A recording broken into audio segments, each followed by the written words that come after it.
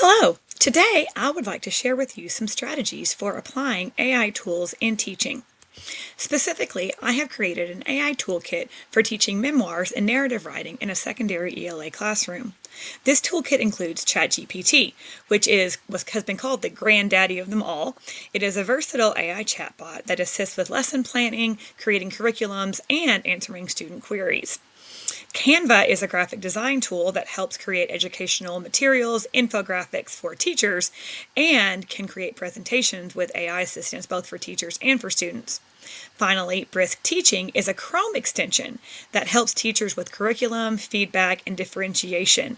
It also has student-safe AI and real-time visibility so that teachers can monitor how it is being used. So the first tool in my toolkit is ChatGPT, and I'd like to look at it as a tool for mentor text analysis. So the way that we can integrate our AI into this tool is that the teacher can ask ChatGPT to produce a memoir-style narrative. For example, just type in, write a 200-word memoir about a childhood memory. The students will then read and analyze this AI-generated text for tone, structure, figurative language, and authenticity. In contrast to this AI-generated text, students will then read the first chapter run of Trevor Noah's memoir, Born a Crime. Students will note the differences between the AI-generated text and the human experiences, really looking for the depth of the human emotion and all the sensory details that Trevor Noah includes in his memoir. Students will apply what they have learned as they can go back to the AI-produced text to make it more human by adding details and aspects that they discovered from the mentor text, rather, and then they will apply these differences as they create their own memoir. Canva can help them brainstorm ideas for their memoir using a visual storytelling board, using a memoir mood board.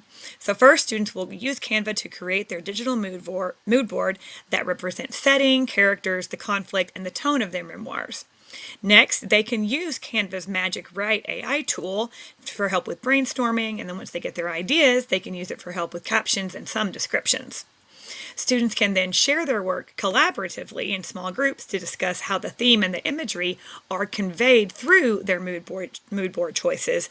And finally, students can use the feedback from their small group collaboration to refine their visuals before beginning the drafting process.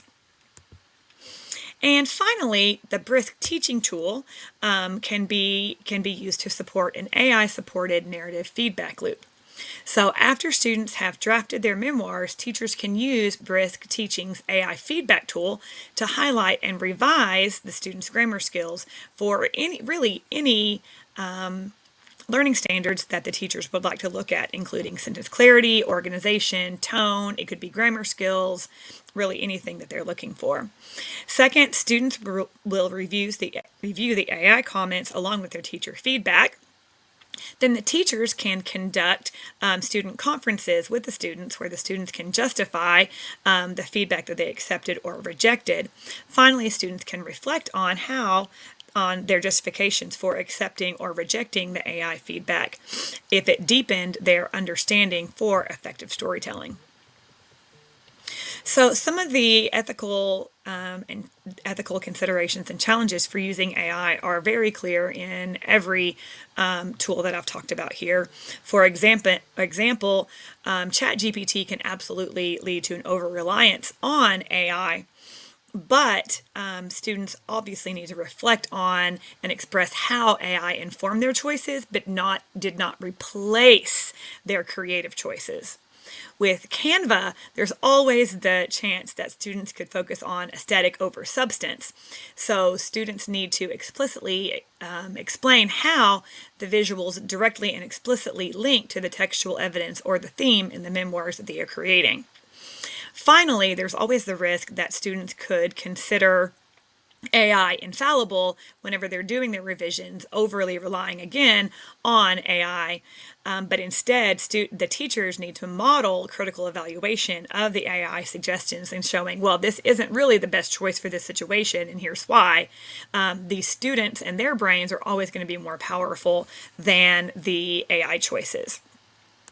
So finally, whenever we're thinking about the potential and limitations of AI in ELA, potential is that AI can definitely enhance creativity and feedback.